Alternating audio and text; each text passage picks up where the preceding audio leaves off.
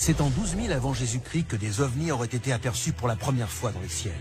Depuis, des milliers de personnes à travers le monde disent avoir été témoins de phénomènes étranges et inquiétants. Ces rencontres du troisième type ont été considérées par beaucoup comme un tissu de mensonges. Jusqu'à la découverte d'un livre mystérieux dans les années 1980, le Blue Planet Project, le projet Planète Bleue.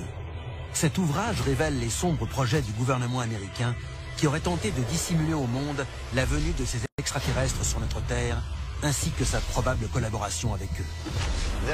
On a découvert des projets où les humains et les extraterrestres travaillent main dans la main. Certains pensent que ce livre renferme littéralement un authentique guide de survie face aux extraterrestres. Ce livre est clairement la Bible du complot extraterrestre. C'est terrifiant. Aujourd'hui, nous allons vous dévoiler tous les secrets du projet Planète Bleue. La machine est en marche. Des dossiers restés confidentiels pendant des décennies et décrivant des manifestations extraterrestres ont été rendus publics. Nous allons révéler le contenu de ces documents et découvrir ce que le gouvernement américain voulait cacher. C'est à suivre dans Alien Files, l'émission qui perce à jour les plus grands secrets de la planète Terre.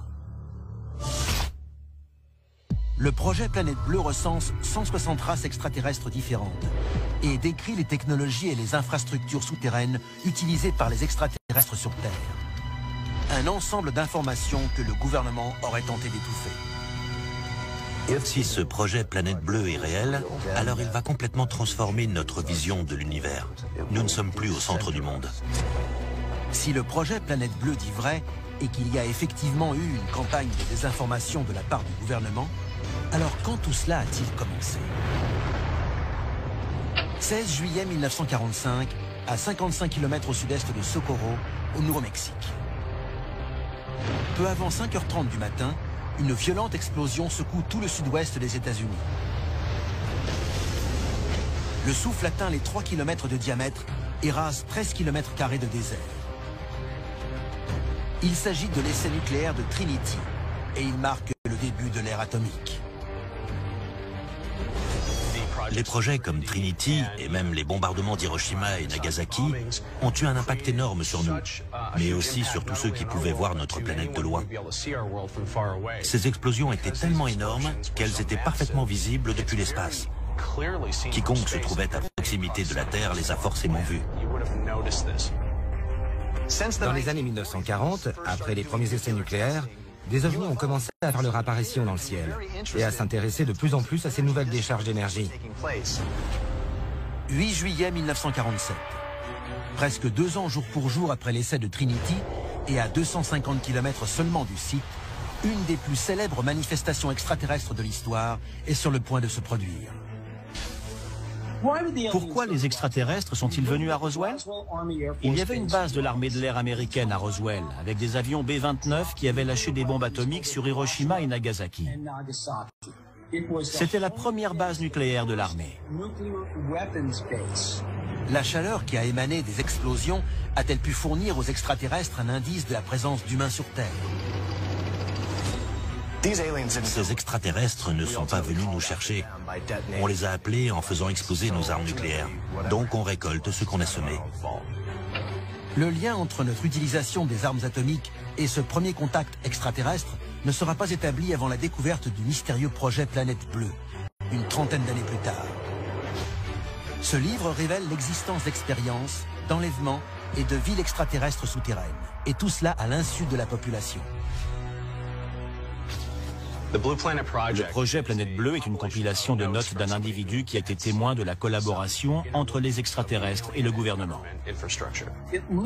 C'est un objet sacré, la Bible du complot extraterrestre.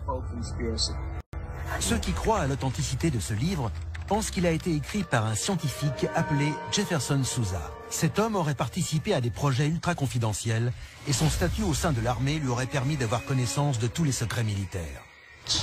Il dit tout dans ce document. Il passe en revue plus de 160 races d'extraterrestres venus sur Terre. Il explique pourquoi ils ont mutilé du bétail, pourquoi ils ont enlevé des humains. Mais Jefferson Sousa n'a jamais été retrouvé. Personne n'a été en mesure de parler avec lui, et encore moins de prouver qu'il a même existé. On ne sait pas s'il travaillait pour le gouvernement ou l'armée. On n'a jamais découvert aucune preuve.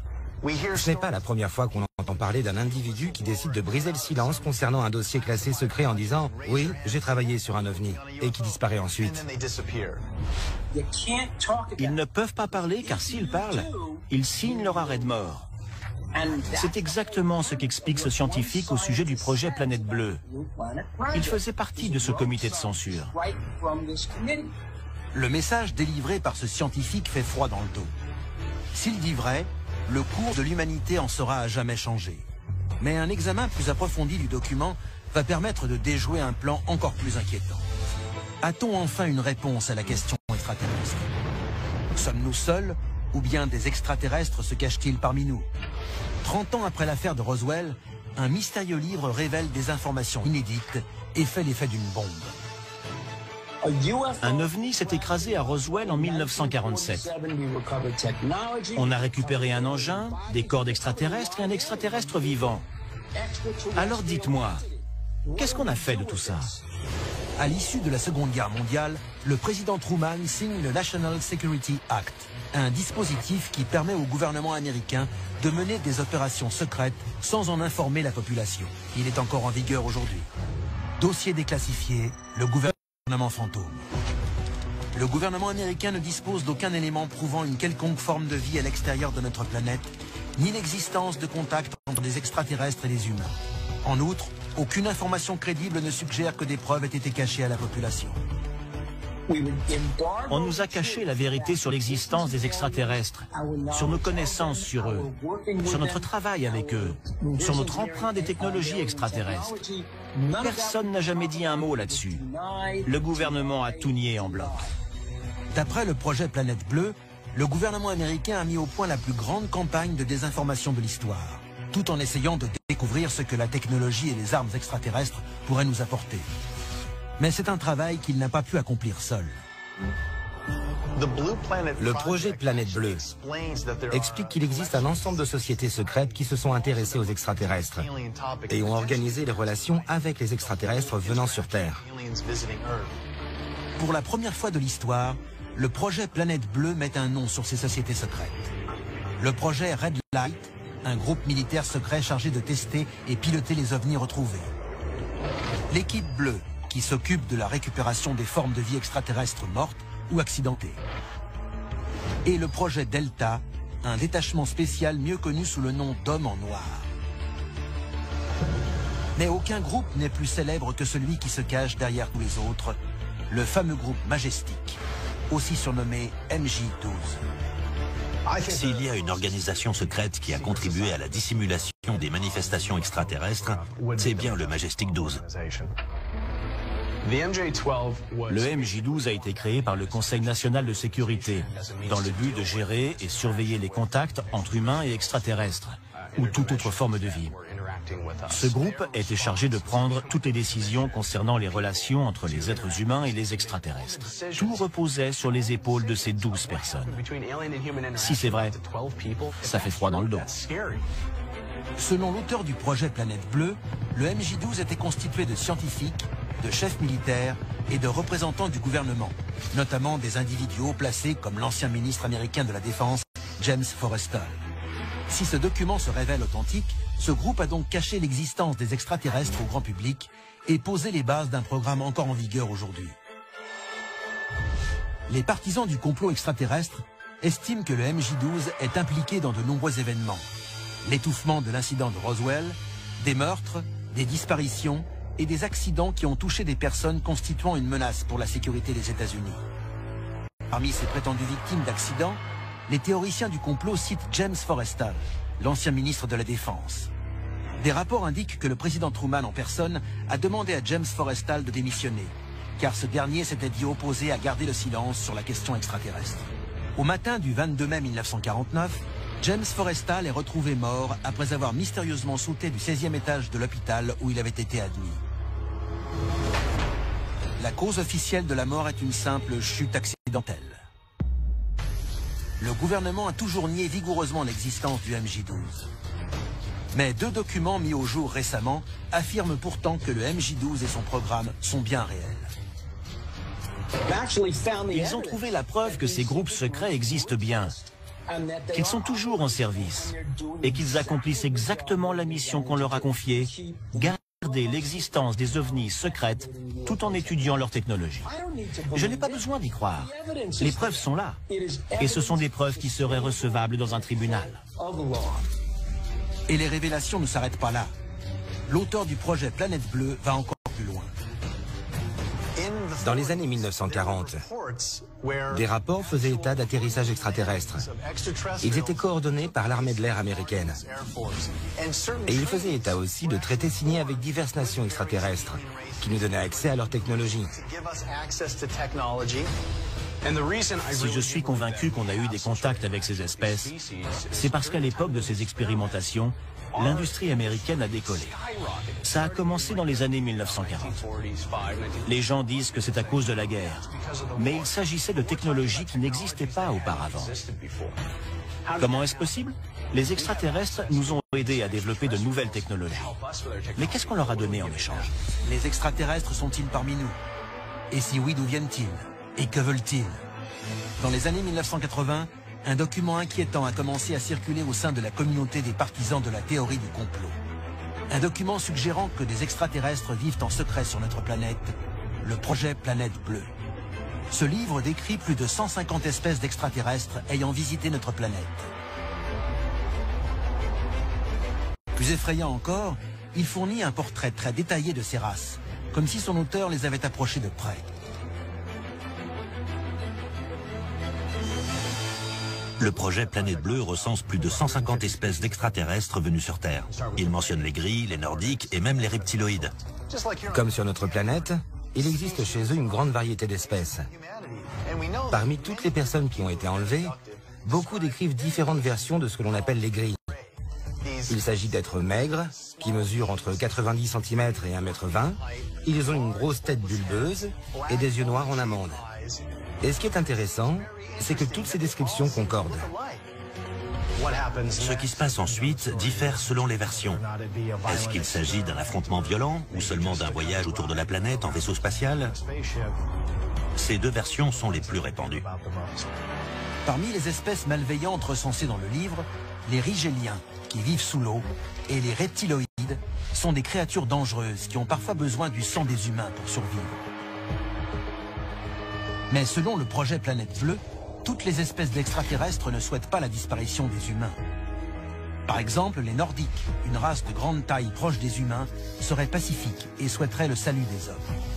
L'étonnante variété d'espèces décrites dans le livre soulève une question troublante. Comment un nombre aussi important d'extraterrestres ont-ils pu vivre sur Terre et sur les planètes voisines sans que nous n'en sachions rien? Le projet Planète Bleue ne se contente pas de dresser le portrait robot de ces créatures étranges. Il nous dit également où elles se cachent. Dossier déclassifié, la base de Dulce. À Dulce, au Nouveau-Mexique, plusieurs témoignages font état d'une immense installation souterraine. Une base secrète organisée sur plusieurs niveaux et hautement confidentielle. Si les partisans du complot disent vrai, sous la réserve indienne des Apaches Jicarilla se trouve une ville construite pour cacher des extraterrestres travaillant main dans la main avec le gouvernement américain. J'y suis allé. J'ai passé du temps avec le peuple Apache Jicarilla et tous racontent des histoires très étranges, avec des lumières et des objets volants non identifiés dans le ciel.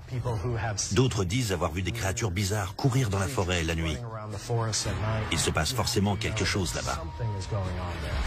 Cette base s'étendrait sur 7 niveaux souterrains et abriterait plus de 18 000 extraterrestres. On y pratiquerait tout un éventail d'expériences, de la production d'armes très sophistiquées à la création d'un hybride du lézard et de l'homme. Plus on descend, plus c'est secret. En fonction des niveaux, les recherches s'intéressent davantage aux besoins des extraterrestres qu'aux besoins des hommes. On a entendu parler de projets assez inquiétants. Par exemple, d'une cuve remplie de membres humains dans laquelle les extraterrestres plongent pour absorber des nutriments à travers leur peau. D'autres niveaux se consacrent à la fécondation in vitro, à la conception d'extraterrestres en éprouvette. Toutes ces choses peuvent-elles réellement avoir lieu ici, sur Terre?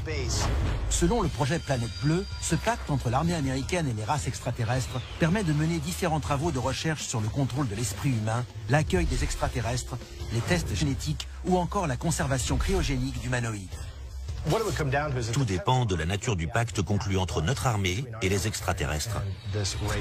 Quel était l'accord? À qui appartient cette base?